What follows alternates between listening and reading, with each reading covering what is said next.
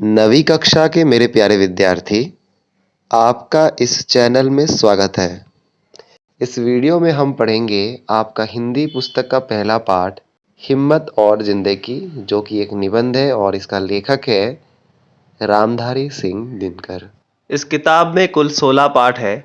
एक एक करके सभी पाठ आप इस चैनल में मेरे साथ पढ़ पाएंगे, इसलिए इस चैनल को सब्सक्राइब कर लीजिए और इस वीडियो को अंत तक देखिएगा, क्योंकि पाठ को पढ़ाने के साथ साथ इस पाठ के सभी प्रश्नों का उत्तर बहुत ही अच्छे से दिया गया है। पाठ का नाम है हिम्मत और जिंदगी। पाठ से ठीक पहले लेखक के बारे में दिया गया है। लेखक का नाम है रामधारी सिंह दिनकर। इनके बारे में जानना भी बेहद जरूरी है, क्योंकि यहाँ से भी काफी सवाल पूछे जाते हैं। रामधारी सिंह दिनकर जी का जन्म होता है 1908 ईंग में, गांव सिमरिया, जिला मुंगेर, राज्य बिहार, और मृत्यु होती है 1974 ईंग में। शिक्षा 1928 ईंग में मोकामा घाट हाई स्कूल से मैट्रिक की परीक्षा पास करते हैं। 1932 में पटना कॉलेज से बीए किए हैं। कर्म जीवन हाई स्कूल में शिक्षक बने बीए पास करने के बाद। 1934 ईंग में बिहार के सरकारी नौकरी करते थे। 1952 ईंग में राज्यसभा के लिए चुने गए और 1965 में भारत सरकार द्वारा हिंदी सलाहकार के रूप में नियुक्त हुए और इस पद पर दिनकर जी मृत्यु पर्यंत बने रहे। रचनाएं, दो इनकी रचनाएं बहुत ही खास है। पहला है संस्कृति के 4 अध्याय, जिसके लिए उनको साहित्य अकादमी पुरस्कार मिला था। दूसरा है उर्वशी। उर्वशी एक काव्य ग्रंथ है, जिसके लिए उनको ज्ञानपीठ पुरस्कार मिला था। गद्य में इनका रचनाएं है मिट्टी की और, अर्धनारीश्वर, देश विदेश, उजली आग, भारत की सांस्कृतिक कहानी और रेती के फूल। पद्य में प्रणभंग, रेणुका, हुंकार, रसवंती, कुरुक्षेत्र और रश्मिरथी। सम्मान साहित्य अकादमी पुरस्कार संस्कृति के 4 अध्याय के लिए, ज्ञानपीठ पुरस्कार उर्वशी काव्य ग्रंथ के लिए, और भारत के राष्ट्रपति द्वारा इनको पद्म भूषण सम्मान भी मिला। तो लेखक के विषय में ये सभी बातें बेहद जरूरी है, परीक्षा में ये पूछे जाते हैं, तो आप इसको लिख के रखिए और याद भी रखिए, ठीक है। लेखक परिचय के अंत में हिम्मत और जिंदगी इस पाठ का सारांश के रूप में एक पैराग्राफ दिया गया है, जिसको आपको पढ़ लेना चाहिए, क्योंकि इसको पढ़ने से आपको ये समझ में आएगा कि लेखक इस पाठ में कहना क्या चाहते हैं। ठीक है, तो इसको अभी हम पढ़ लेते हैं। प्रस्तुत पाठ हिम्मत और जिंदगी दिनकर जी का ऐसा ही एक विचारोत्तेजक निबंध है। इसमें लेखक ने कहा है कि जीवन में धूप में तपने वाला ही चांदनी का आनंद ले सकता है। भोजन का असली स्वाद उसी को मिलता है जो कुछ दिन बिना खाए भी रह सकता है। वस्तुतः लेखक ने एक अच्छी जिंदगी जीने की राह दिखाई है। अनेक ऐतिहासिक प्रसंगों से पाठ की रोचकता काफी बढ़ी है। तो इसकी व्याख्या मैं अभी नहीं करूंगा, क्योंकि पाठ को वैसे भी मैं आप लोगों को पढ़ाने वाला हूं, तो जब हम पाठ को पढ़ेंगे तो आप समझते जाएंगे। पाठ को समझाने की तरीका यह है कि लेखक इन सभी पैराग्राफ्स में जो भी कहना चाहते हैं उसको मैं पॉइंट आउट करके आपके सामने रख रहा हूं, क्योंकि अगर लाइन बाय लाइन मैंने समझाया तो वीडियो बहुत लंबी हो जाएगी। तो फिर आइए इस पाठ को अब हम पढ़ते हैं। जिंदगी के असली मजे उनके लिए नहीं है जो फूलों की छां के नीचे खेलते और सोते हैं, बल्कि फूलों की छां के नीचे अगर जीवन का कोई स्वाद छिपा है तो वह भी उन्हीं के लिए है जो दूर रेगिस्तान से आ रहे हैं, जिनका कंठ सूखा हुआ, ओंठ फटे हुए और सारा बदन पसीने से तर है। पानी में अमृत वाला तत्व है, उसे वह जानता है जो धूप में खूब सूख चुका है, वह नहीं जो रेगिस्तान में कभी पड़ा ही नहीं है। लेखक यहाँ पर कह रहे हैं कि मेहनत करने वालों को ही जिंदगी का आनंद मिलता है और धूप में सूखने वाले व्यक्ति ही पानी में छिपी अमृत तत्व को समझ पाता है या पानी के मूल्य को समझ पाता है। अगली पैराग्राफ, सुख देने वाली चीजें पहले भी और अब भी हैं। फर्क यह है कि जो सुखों का मूल्य पहले चुकाते हैं और उनके मजे बाद में लेते हैं, उन्हें स्वाद अधिक मिलता है। जिन्हें आराम आसानी से मिल जाता है, उनके लिए आराम ही मौत है। इसमें लेखक कहना चाहते हैं कि जो व्यक्ति पहले मेहनत कर बाद में आनंद लेता है, उसे अधिक सुख मिलता है और आराम लोगों की मृत्यु का कारण बनता है। तीसरी पैराग्राफ, जो लोग पांव भीगने के खौफ से पानी से बचते रहते हैं, समुद्र में डूब जाने का खतरा उन्हीं के लिए है। लहरों में तैरने का जिन्हें अभ्यास है, वे मोती लेकर बाहर आएंगे। इसमें लेखक कहना चाहते हैं कि डरने वाले लोग अपने डर के कारण ही मुसीबत में पड़ जाते हैं। साहसी लोग अपने साहस के बल पर किसी भी समस्याओं से लड़कर जीत हासिल करते हैं। अगली पैराग्राफ, चांदनी की ताजगी और शीतलता का आनंद वह मनुष्य लेता है जो दिन भर धूप में थक कर लौटा है, जिसके शरीर को अब तरलाई की जरूरत महसूस होती है और जिसका मन यह जानकर संतुष्ट है कि दिन भर का समय उसने किसी अच्छे काम में लगाया है। यहाँ पर लेखक कहना चाहते हैं कि धूप में अधिक समय बिताकर मेहनत करने वाले लोग ही रात के चांदनी का आनंद ले पाते हैं, और जो व्यक्ति यह जानता है कि उसने पूरे दिन का समय किसी अच्छे काम में लगाया है, उस व्यक्ति का मन हमेशा संतुष्ट रहता है। अगला पेज। इसके विपरीत वह आदमी भी है जो दिन भर खिड़कियां बंद करके पंखों के नीचे छिपा हुआ था और अब रात में जिसकी सेज बाहर चांदनी में लगाई गई है, भ्रम तो शायद उसे भी होता होगा कि वह चांदनी के मजे ले रहा है, लेकिन सच पूछिए तो वह खुशबूदार फूलों के रस में दिन रात सड़ रहा है। इसका अर्थ है कि जो व्यक्ति दिन भर आराम कर रात को चांदनी का आनंद लेने निकलता है, उसे यह भ्रम रहता है कि वह भी चांदनी रात का आनंद ले रहा है, पर ऐसा बिल्कुल नहीं है। ऐसे व्यक्ति जीवन के अच्छे अवसर को खो देते हैं। अगली पैराग्राफ। उपवास और संयम ये आत्महत्या के साधन नहीं है। भोजन का असली स्वाद उसी को मिलता है जो कुछ दिन बिना खाए भी रह सकता है। त्यक्तेन भुंजिथा, जीवन को भोग त्याग के साथ करो। यह केवल परमार्थ का ही उपदेश नहीं है, क्योंकि संयम से भोग करने पर जीवन से जो आनंद प्राप्त होता है वह निराभोगी बनकर भोगने से नहीं मिल पाता। इसका अर्थ है उपवास रखना अच्छी बात है। अधिक समय तक भूखा रहने के बाद खाना खाने पर भोजन का स्वाद ज्यादा मिलता है। फिर त्याग जीवन का महत्वपूर्ण हिस्सा है, मतलब जीवन को भोग त्याग के साथ करना है। त्याग भी जीवन में उतना ही जरूरी है जितना कि भोग। ठीक है, हमें संयम यानी नियंत्रण के साथ जीवन जीना चाहिए। फिर देखो, बड़ी चीजें बड़े संकटों में विकास पाती है।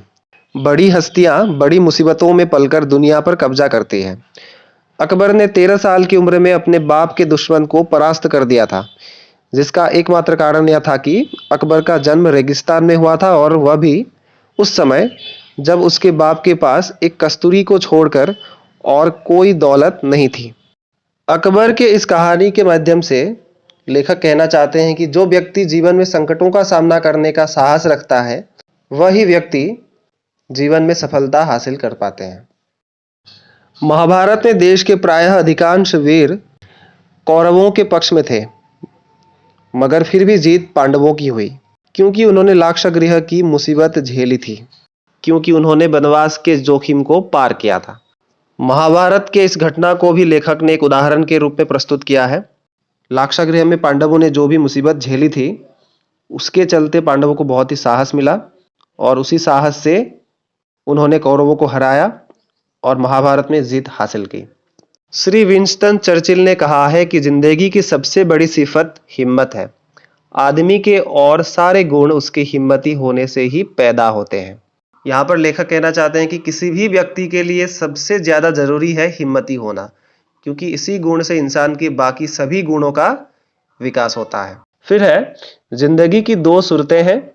एक तो यह कि आदमी बड़े से बड़े मकसद के लिए कोशिश करे, जगमगाती हुई जीत पर पंजा डालने के लिए हाथ बढ़ाए, और अगर असफलताएं कदम कदम पर जोश की रोशनी के साथ अंधियाली का जाल बुन रही हो, तब भी वो पीछे को पांव न हटाए। इसमें लेखक कहना चाहते हैं कि जीवन में बड़े लक्ष्य हासिल करने की कोशिश करनी चाहिए और चुनौती का स्वीकार करना चाहिए। फिर है, दूसरी सूरत यह है कि उन गरीब आत्माओं का हमजोली बन जाए जो न तो बहुत अधिक सुख पाती है और न जिन्हें बहुत अधिक दुख पाने का संयोग है, क्योंकि वे आत्माएं ऐसी गोधूली में बसती है जहां न तो जीत हंसती है और न कभी हार के रोने की आवाज सुनाई पड़ती है। इस गोधूली वाली दुनिया के लोग बंधे हुए घाट का पानी पीते हैं। वे जिंदगी के साथ जुआ नहीं खेल सकते, और कौन कहता है कि पूरी जिंदगी को दांव पर लगा देने में कोई आनंद नहीं है। इसमें लेखक कहना चाहते हैं कि जन्म लेने वाले सभी को इस दुनिया में जीना ही पड़ता है, इसलिए हमें अपना जीवन अच्छे से जीना चाहिए।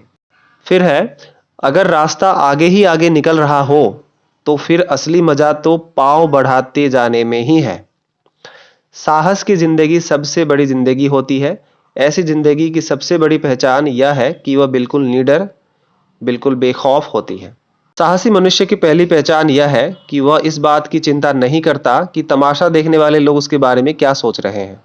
जनमत की उपेक्षा करके जीने वाला आदमी दुनिया की असली ताकत होता है और मनुष्यता को प्रकाश भी उसी आदमी से मिलता है।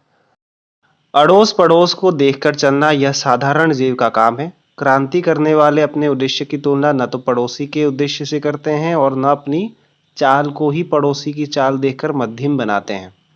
इस पैराग्राफ से जो बात सामने निकल के आती है वह यह है कि जीवन में साहसी होना सबसे ज़्यादा ज़रूरी है, क्योंकि साहसी लोग ही निडर रहते हैं।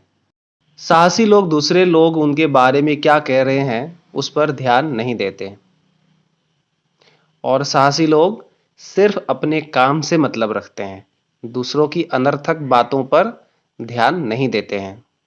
फिर है, साहसी मनुष्य उन सपनों में भी रस लेता है जिन सपनों का कोई व्यवहारिक अर्थ नहीं है। साहसी मनुष्य सपने उधार नहीं लेता, वह अपने विचारों में रमा हुआ अपनी ही किताब पढ़ता है। इस पर एक व्याख्या का प्रश्न है, इसको बहुत अच्छे से समझने की जरूरत है। इसका अर्थ यह है कि जो साहसी लोग होते हैं वो सिर्फ अपने काम से मतलब रखते हैं, दूसरों की अनर्थक बातों पर ध्यान बिल्कुल नहीं देते हैं। अगला पेज, झुंड में चलना और झुंड में चरना यह भैंस और भेड़ का काम है। सिंह तो बिल्कुल अकेला होने पर भी मगन रहता है। मतलब लेखक क्या कह रहे हैं यहाँ पर, साहसी लोग अकेले रहता है और उनका साहस सिंह जितना होता है। फिर देखो, अर्नाल्ड बेनेट ने एक जगह लिखा है कि जो आदमी यह महसूस करता है कि किसी महान निश्चय के समय वह साहस से काम नहीं ले सका, जिंदगी की चुनौती को कबूल नहीं कर सका, वह सुखी नहीं हो सकता। ये बहुत बड़ी बात कह रहे हैं लेखक इस निबंध में, बहुत ध्यान से पढ़ना इसको। बड़े मौके पर साहस नहीं दिखाने वाला आदमी बराबर अपनी आत्मा के भीतर यह आवाज सुनता रहता है, एक ऐसी आवाज जिसे वही सुन सकता है और जिसे वह रोक भी नहीं सकता। यह आवाज उसे बराबर कहती रहती है, तुम साहस नहीं दिखा सके, तुम कायर की तरह भाग खड़े हुए। सांसारिक अर्थ में जिसे हम सुख कहते हैं, उसका ना मिलना फिर भी इससे कहीं श्रेष्ठ है कि मरने के समय हम अपनी आत्मा से यह धिक्कार न सुने कि तुम में हिम्मत की कमी थी, कि तुम में साहस का अभाव था, कि तुम ठीक वक्त पर जिंदगी से भाग खड़े हुए। इसका अर्थ यह है कि मान लो कि तुम्हें एक जगह पर साहस दिखाने की जरूरत है और तुम वहां से भाग गए, साहस नहीं दिखाए, ठीक है। तो एक समय ऐसा आएगा या मृत्यु से पहले तुम्हें एहसास होगा उसका कि जब जरूरत पड़ी थी तो तुमने साहस नहीं दिखाया, तुम्हारे अंदर साहस की कमी थी, हिम्मत की कमी थी, है ना। तो तुम्हें क्या होगी, आत्मग्लानि होगी, पछतावा होगा। तो ये बहुत दुख देने वाली बात है। जो धिक्कार तुम्हारे अंदर से आएगा खुद के लिए, उससे तुम बड़े परेशान हो जाओगे, है ना। लेखक यही कह रहे हैं, इसीलिए हमें जब भी साहस दिखाने की जरूरत पड़ती है तो हमें साहस दिखाना चाहिए। अगर कम शब्दों में हम इसके अर्थ समझे तो जब साहस दिखाने की जरूरत हो और साहस नहीं दिखा पाए, ऐसे व्यक्ति बाद में सुखी नहीं रह पाता है। जिंदगी को ठीक से जीना हमेशा ही जोखिम झेलना है, और जो आदमी सकुशल जीने के लिए जोखिम का हर जगह पर एक घेरा डालता है, वह अंततः अपने ही घेरों के बीच कैद हो जाता है और जिंदगी का कोई मजा उसे नहीं मिल पाता, क्योंकि जोखिम से बचने की कोशिश में असल में उसने जिंदगी को ही आने में रोक रखा है। इसका अर्थ यह है कि जिंदगी में जो लोग जोखिमों से बचता रहता है, ऐसे लोगों को जिंदगी का असली आनंद नहीं मिल पाता है।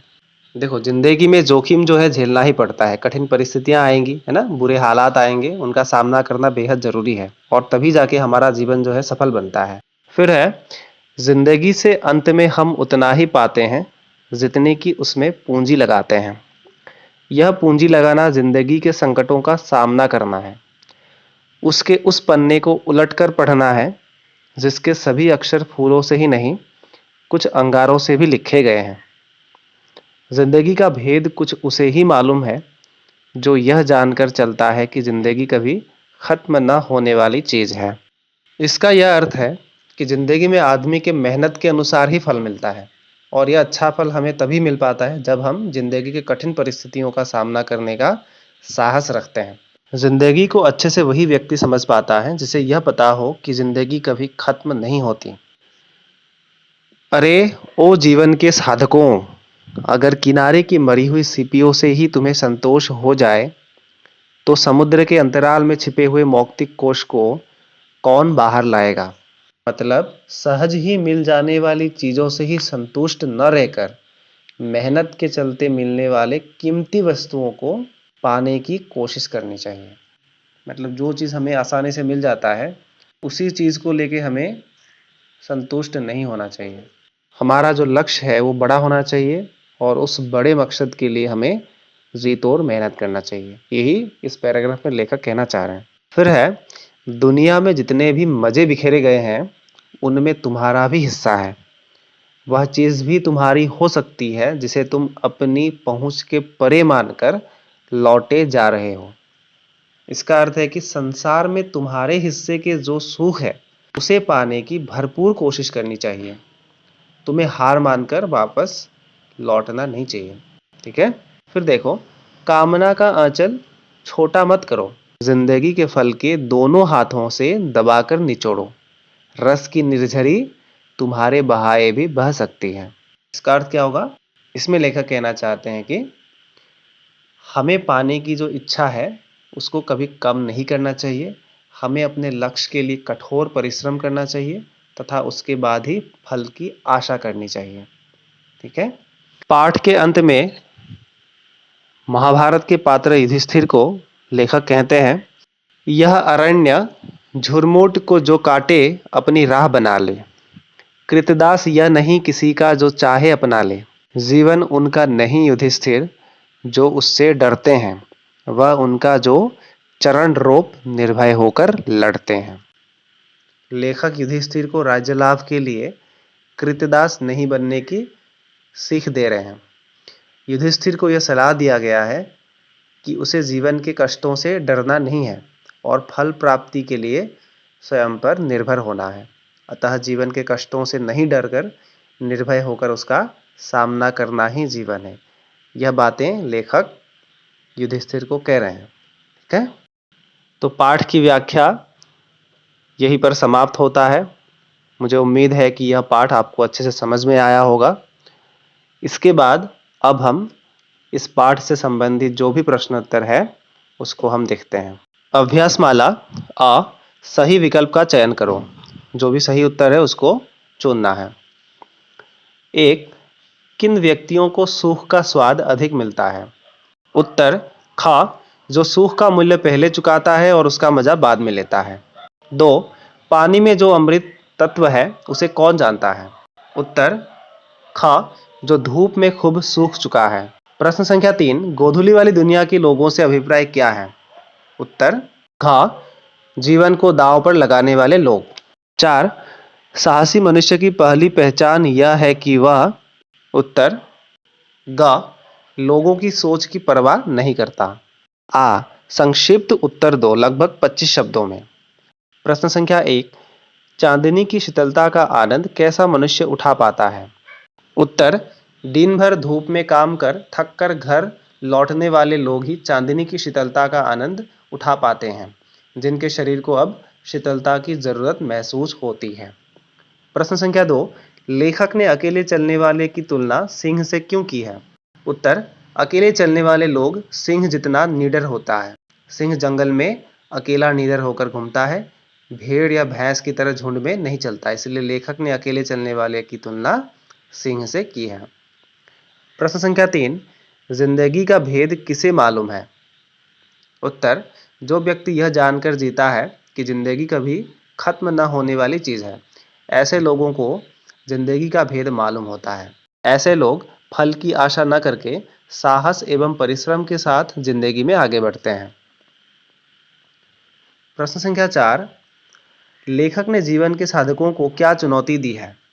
उत्तर लेखक ने जीवन के साधकों को किनारे की मरी हुई सीपियों से ही संतोष न रहकर समुद्र के अंतराल में छिपे मौक्तिक कोश को बाहर लाने की चुनौती दी है। अर्थात मनुष्य को सहज ही प्राप्त होने वाली चीजों से संतुष्ट न रहकर बड़े से बड़े लक्ष्य को हासिल करने की कोशिश करनी चाहिए। अब आते हैं प्रश्न ई पर। निम्नलिखित प्रश्नों के उत्तर दो लगभग 50 शब्दों में। प्रश्न संख्या 1, लेखक ने जिंदगी की कौन सी 2 सूरतें बताई हैं और उनमें से किसे बेहतर माना है? उत्तर, लेखक ने जिंदगी की 2 सूरतें बताई है। पहला यह है कि आदमी बड़े से बड़े लक्ष्य के लिए कोशिश करता है और जीवन में कितनी ही कठिन परिस्थितियां आ जाए उनका सामना करते हुए जीवन में जीत हासिल करने के लिए अपना सर्वस्व दांव पर लगा देते हैं। दूसरी सूरत यह है कि उन गरीब आत्माओं का हमजोली अर्थात साथी बन जाए जो न तो बहुत अधिक सुख पाते हैं और न उन्हें बहुत अधिक दुख पाने का संयोग है। ऐसे लोग अपने जिंदगी के साथ कभी जुआ नहीं खेलते। लेखक ने दूसरी सूरत को बेहतर माना है। प्रश्न संख्या 2, जीवन में सुख प्राप्त न होना और मौके पर हिम्मत न दिखा पाना, इन दोनों में से लेखक ने किसे श्रेष्ठ माना है और क्यों? उत्तर, लेखक ने जीवन में सुख प्राप्त न होना को श्रेष्ठ माना है क्योंकि जीवन में सुख सभी को नहीं मिलता। उसके लिए जिंदगी की चुनौतियों का सामना करना पड़ता है। पर जिसने जिंदगी में चुनौती भरे मौके पर हिम्मत नहीं दिखाई, उसे खुद की आत्मा से धिक्कार भरी आवाजें सुननी पड़ती है कि तुम कायर की तरह भाग खड़े हुए, तुमने समय पर साहस नहीं दिखाया आदि। इसलिए लेखक ने सुख प्राप्त न होना को ही श्रेष्ठ माना है। प्रश्न संख्या 3, पाठ के अंत में दी गई कविता की पंक्तियों से युधिष्ठिर को क्या सीख दी गई है? उत्तर, पाठ के अंत में दी गई कविता की पंक्तियों से युधिष्ठिर को राज्य लाभ के लिए कृतदास नहीं बनने की सीख दी गई है। युधिष्ठिर को यह सलाह दिया गया है कि उसे जीवन के कष्टों से डरना नहीं है और फल प्राप्ति के लिए स्वयं पर निर्भर होना है। अतः जीवन के कष्टों से नहीं डरकर निर्भय होकर उसका सामना करना ही जीवन है। प्रश्न ई, सप्रसंग व्याख्या करो लगभग 100 शब्दों में। प्रश्न का, साहसी मनुष्य सपने उधार नहीं लेता, वह अपने विचारों में रमा हुआ अपनी ही किताब पढ़ता है। उत्तर, प्रसंग, प्रस्तुत पंक्तियां हमारी हिंदी पाठ्यपुस्तक आलोक भाग 1 के अंतर्गत रामधारी सिंह दिनकर जी द्वारा रचित हिम्मत और जिंदगी नामक निबंध से लिया गया है। संदर्भ, प्रस्तुत प्रसंग में लेखक साहसी मनुष्य की विशेषता बता रहे हैं। व्याख्या, लेखक कहते हैं कि साहसी मनुष्य हमेशा अपनी विचार बुद्धि से काम करता है। वे सपनों में नहीं जीते। उन्हें अपनी निर्णय से सफलता प्राप्त करना पसंद है। किंतु जो लोग सपनों में जीकर आरामदायक जीवन जीने की इच्छा रखते हैं, उन्हें कदम कदम पर असफलताएं सहनी पड़ती है। साहसी मनुष्य के लिए सपनों का कोई महत्व नहीं है। उनका ध्यान किसी अन्य पर नहीं बल्कि अपने कर्म के ऊपर होता है और इसी जरूरी गुण से वह अपना जीवन सुखमय बनाता है। प्रश्न खा, कामना का आंचल छोटा मत करो, जिंदगी के फल को दोनों हाथों से दबाकर निचोड़ो। उत्तर, प्रसंग, प्रस्तुत पंक्तियां हमारी हिंदी पाठ्यपुस्तक आलोक भाग 1 के अंतर्गत रामधारी सिंह दिनकर जी द्वारा रचित निबंध हिम्मत और जिंदगी से उद्धृत है। संदर्भ, प्रस्तुत पंक्ति में लेखक रामधारी सिंह दिनकर जी व्यक्ति की इच्छा आकांक्षा को बढ़ाने तथा जीवन में साहस के साथ ही जी तोड़ मेहनत करने के लिए कह रहे हैं। व्याख्या, लेखक के अनुसार कामना का आंचल यानी पाने की इच्छा को कभी कम नहीं करना चाहिए। इस सुखमय दुनिया में हमारा सुख का हिस्सा हम अपने साहस, मेहनत एवं लगन के जरिए प्राप्त कर सकते हैं। हमें अपने लक्ष्य के लिए कठोर परिश्रम करना चाहिए तथा उसके बाद ही फल की आशा करनी चाहिए। तो अभ्यास माला में इस पाठ से संबंधित जितने भी प्रश्न थे उसके सभी उत्तरों को हमने देख लिया, पढ़ लिया। आप इसको लिख लीजिएगा। तो यह वीडियो यहीं पर समाप्त होता है। मुझे उम्मीद है कि आप इस पाठ को समझ गए होंगे।